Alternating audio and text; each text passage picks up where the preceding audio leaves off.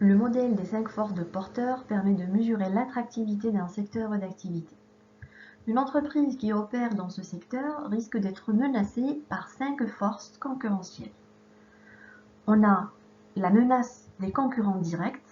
C'est les entreprises qui offrent des produits similaires aux produits fournis par l'entreprise. Plus leur nombre est élevé, plus ils ont la même taille, même expérience et que leurs coûts de revient sont rapprochés, plus la rivalité dans ce secteur serait acharnée. La concurrence dans ce secteur augmentera davantage s'il y a des barrières à la sortie, c'est-à-dire des obstacles qui vont empêcher les concurrents de sortir et qui vont les obliger à rester, tels que un coût faible de cession des actifs par exemple. La deuxième menace est celle des produits de substitution, c'est-à-dire des produits différents de ceux offerts par l'entreprise, mais qui ont des fonctionnalités susceptibles de satisfaire le même besoin. On a la troisième menace des nouveaux entrants, c'est des concurrents futurs dont l'entrée au secteur dépend des barrières à l'entrée. En l'absence des obstacles à l'entrée, de nouveaux concurrents peuvent entrer facilement au secteur en y renforçant l'intensité de la concurrence. La réalisation des économies d'échelle par les entreprises se trouvant déjà dans le secteur et le coût important du capital nécessaire pour entrer au secteur constituent des barrières à l'entrée.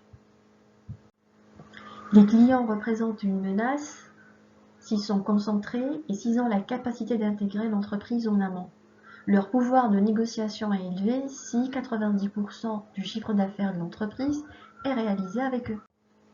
Les fournisseurs représentent une menace pour l'entreprise dans une situation de monopole ou dans le cas où la matière première est rare, ainsi que lorsque le fournisseur représente ou bien il a la capacité d'intégrer l'entreprise en aval.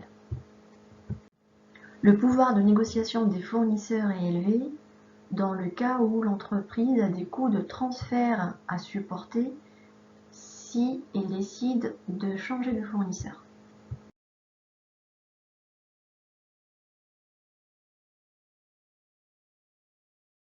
On arrive à la correction du cas de Veolia Environnement ou la Compagnie Générale des Eaux. On a à répondre à une seule question, étudier le positionnement stratégique de la CGE dans son secteur d'activité en utilisant le modèle des 5 forces de porteurs pour asseoir votre démonstration. Comme vous l'avez lu au niveau du texte, la CGE est positionnée leader mondial dans l'aménagement des villes. Elle domine le marché mondial.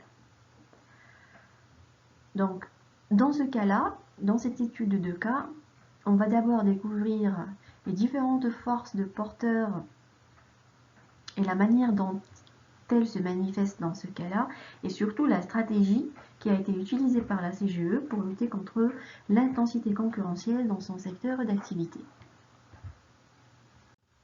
À la base, la distribution de l'eau est un service public fourni par l'État ou collectivité territoriale aux citoyens. Avec la montée de la privatisation, force 6 de porteurs, les élus locaux ont lancé un appel d'offres aux entreprises privées pour qu'elles assurent ce service. Et c'est la CGE qui a remporté le marché en signant un contrat de concession de service public, c'est-à-dire un contrat par lequel une autorité publique, dans ce cas-là on a la collectivité territoriale, confie ou délègue l'exécution d'un service public, ici c'est la distribution de l'eau, à un opérateur économique. Dans notre cas, on a des entreprises privées en contrepartie d'un prix. Donc, la CGE a pour client les collectivités territoriales.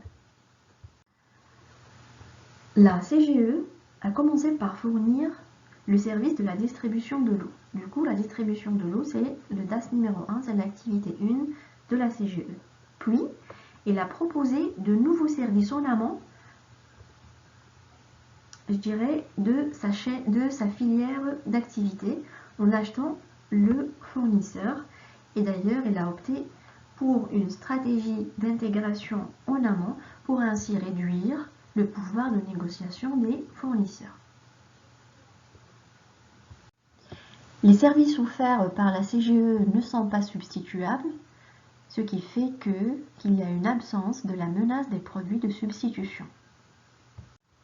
Pour lutter contre la concurrence ou bien la menace des concurrents directs, il a pensé à intégrer et à absorber les petits concurrents isolés à travers une stratégie d'intégration horizontale.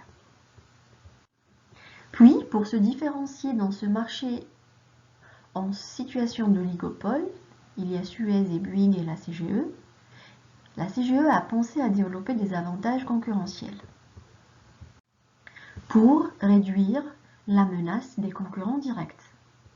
Il a donc profité de la longue durée du contrat pour connaître les spécificités de chaque collectivité et pour ainsi offrir un service personnalisé et un service sur mesure dans chacune des collectivités où il est installé. Il a également diversifié son activité en offrant des activités liées à l'activité de distribution de l'eau et il s'est diversifié sur la demande des clients. Il a fait la distribution de l'eau, de l'électricité, le transport public, etc. etc. Du coup, sa diversification, elle a été faite sur la demande du client, ça veut dire sur la demande des élus locaux. Cela va augmenter la dépendance de son client et par conséquent, il va réduire son pouvoir de négociation. Dans la mesure où le client subira des coûts de transfert s'il décide, par hasard, de changer de fournisseur. Le fournisseur des clients, il y a la CGE, Bouygues et Suez. Il est tellement dépendant de la CGE qu'il risque de supporter plusieurs coûts de transfert s'il décide de changer de fournisseur. On peut citer à titre d'information comme coûts de transfert, c'est des coûts organisationnels, des coûts relationnels aussi, tels que la confiance. Ça lui a pris du temps pour développer des relations, pour tisser des relations de confiance avec la CGE. Du coup, le fait qu'il change vers Bouygues ou Suez, ça va lui prendre davantage de temps et c'est des coûts, je dirais, de transfert qu'il risque de supporter. Le fait que le client a un faible pouvoir de négociation,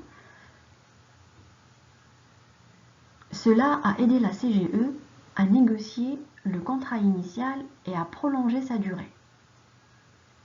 En ajoutant des modifications du contrat initial et en prétendant en fait qu'il y a de nouvelles améliorations à faire, le temps qu'elle puisse tout simplement amortir, je dirais, les infrastructures déjà investies.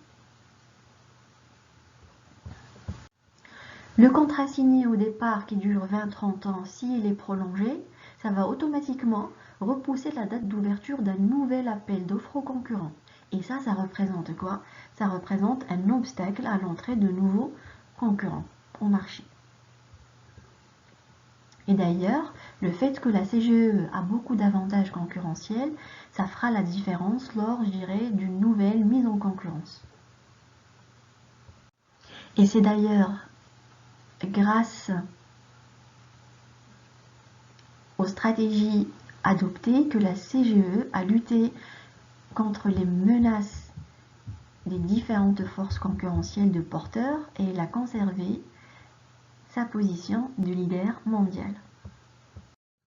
Donc ce schéma est un récapitulatif du modèle des 5 forces de porteurs appliqué au cas de la CGE. On remarque que le marché est captif dans la mesure où il n'y a pas de produit de substitution. L'entreprise a dressé des barrières à l'entrée, notamment le fait qu'elle arrive à prolonger le contrat départ, la durée déjà du contrat et le fait qu'elle a beaucoup d'avantages concurrentiels. Elle a réduit le pouvoir de négociation des clients à travers une offre très attractive et elle a réussi à répondre à ses besoins à travers une diversification qui a été faite sur sa demande. Après, pour limiter le pouvoir de négociation des fournisseurs, il les a achetés, tout simplement à travers une stratégie d'intégration verticale, en amont bien sûr, et pour faire face Et pour lutter contre la concurrence directe, elle a intégré les petits concurrents isolés à travers une stratégie d'intégration horizontale et elle a développé des avantages concurrentiels pour faire face à Suez et à Bouygues se trouvant sur son marché. Et de cette manière-là, elle a conservé son positionnement et elle a mitigé les forces concurrentielles de Porter. Bien, on arrive à la fin de cette vidéo. J'espère que ça a été utile, que ça a été clair. J'ai préféré présenter brièvement la solution que de lire le texte. Le texte, en fait, il donne une impression au début qu'il est très difficile, alors que le cas, il est vraiment facile. Donc, je vous invite à lire le texte, à voir la vidéo, et puis c'est hyper facile. Après, donc n'hésitez pas à poser des questions si vous en avez sur la plateforme Moodle. Donc, je vais créer lundi au plus tard un forum de discussion sur le TD2, comme il y a déjà un forum de discussion sur le TD numéro 1, au cas où vous avez des questions, donc je suis là pour y répondre.